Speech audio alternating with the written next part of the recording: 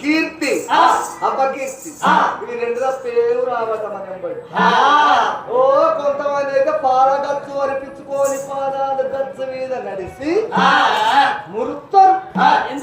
ఏం చేస్తాయని నువ్వు దచ్చినాడు చిల్లి గవ్వని ఎంబడి రాదు, మంచితనం ఒక్కడు తప్ప ఏమి ఎంబడి రాదు.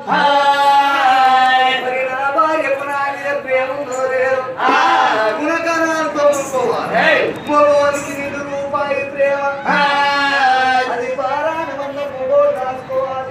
రాసిన పారానే వారికి చూపించాలి.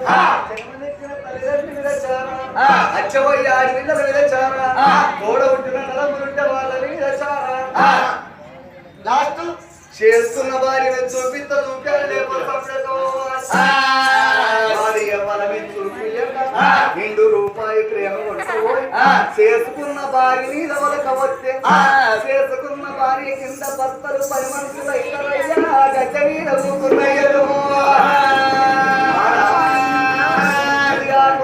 సీరలు కోరినవాడు, రైకలు కోరినవాడు, ఎంటి కోరినవాడు, బంగారం కోరుకునేవాడు. ఆడళ్ళ కోరి సిద్ధనయ్యో వాళ్ళు మొగోళ్ళ కొన చుట్టూ విదక్కి కూకుండేదిగా ఇంటికాడ పక్కకు మంచాలచ్చు అంటారు. యాప చెట్టు కింద కూర్చున్నాయో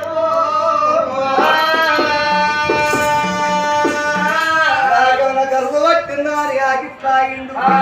ఆ పైరాల పాపమ్మ కర్ర చూసి చెంపుత ఉతకాలి చేతులు నీవది కన్నా కసురుకు కాకురాలు చాటి చపాలి పల్లేరు సుగంధల పడ మార్చదైవం పట్టుకోవచ్చు.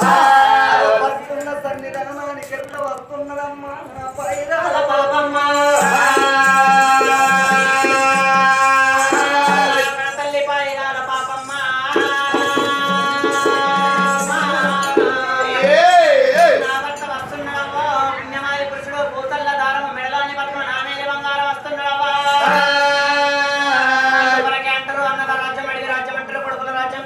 చేసుకున్న భర్త రాజ్యం సవరాజ్యం